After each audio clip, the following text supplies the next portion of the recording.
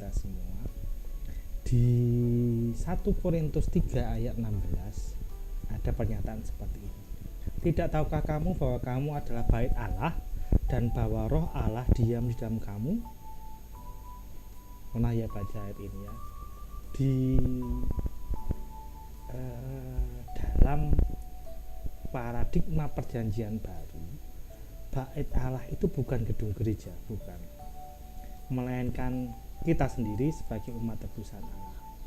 Kalau di 2 Korintus 6, 2 Korintus pasal 6 ayat 16 sampai 18, kita bisa menemukan bahwa sebagai bait Allah itu kita tidak boleh hidup sembarangan.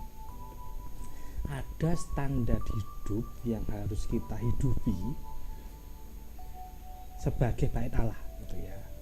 Di 2 Korintus 6 ayat 16 sampai 18. Karena kita adalah bait dari Allah yang hidup menurut firman Allah ini, aku akan diam bersama-sama dengan mereka dan hidup di tengah-tengah mereka.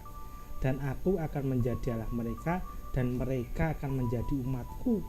Sebab itu keluarlah kamu dari antara mereka dan pisahkanlah dirimu dari mereka, firman Tuhan. Dan janganlah menjamah apa yang najis, maka aku akan menerima kamu dan aku akan menjadi bapamu dan kamu akan menjadi anak-anakku laki-laki dan anak-anakku perempuan. Demikianlah firman Tuhan yang Maha Kuasa. Pertama, kita ini bait Allah ya. Jadi sekali lagi, dalam terang paradigma perjanjian baru, yang disebut bait Allah itu bukan gedung gereja. Jadi kalau perjanjian lama, bait Allah adalah tempat Allah bertahta, gitu ya. Tapi kalau kita menganggap bait Allah itu sebagai gedung gereja di zaman modern ini, maka kita akan menemukan kesulitan. Kita akan menemukan pemahaman-pemahaman yang melenceng karena kita menempatkan Allah bertahta di gedung gereja. Di situ salahnya. Kita kemudian memenjarakan Tuhan di sebuah gedung persegi 4 begitu ya. Lalu kemudian di masa pandemi ini, ketika kita tidak lagi bisa berkebaktian di gereja, kita menjadi susah. Itu jadi masalah kalau kita memandang bait Allah, gedung gereja sebagai bait Allah. Nah, maka saya meluruskan begini, hidup kita adalah bait Allah, itu kata Alkitab. Jika kita adalah bait Allah, sama seperti bait Allah di perjanjian lama, maka Allah diam bersama-sama dengan kita dan hidup di tengah-tengah kita. Diam dalam bahasa Yunani-nya, dalam bahasa aslinya itu digunakan kata enoikeo. Enoikeo berarti mendiami atau tinggal. Secara figuratifnya ini enoikeo itu menyatakan bahwa hidup kita itu ada rumah di mana Allah tinggal menetap di dalamnya.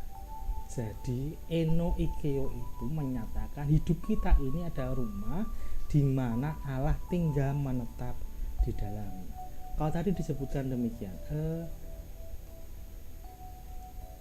aku akan diam bersama-sama dengan mereka dan hidup di tengah-tengah mereka. Hidup bahasa aslinya digunakan kata emperipateo, artinya berjalan bersama-sama dengan kita.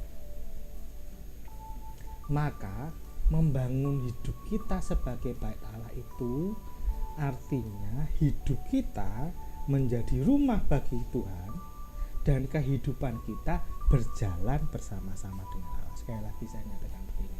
Yang pertama,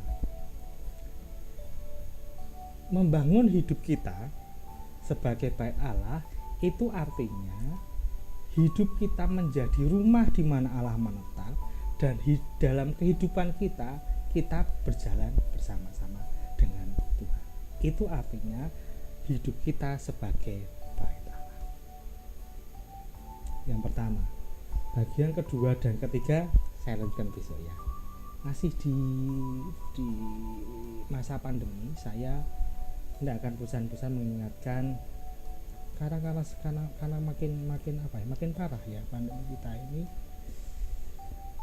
Ada tambahan sepertinya, memakai masker, menjaga jarak, sering-sering mencuci tangan dengan sabun, apalagi itu menghindari kerumunan dan membatasi mobilitas kita sampai dari 5M ya. Artinya ayo menjagalah hidup kita, karena ketika kita menjaga hidup kita dari dalam pandemi ini, kita tidak sekedar menjaga hidup kita menjaga orang-orang yang kita cintai di sekeliling kita. Kalau terpaksa harus ada dalam ruangan tertutup, ya ingat ventilasi, durasi dan jaraknya. Tuhan Yesus memberkati kita semua.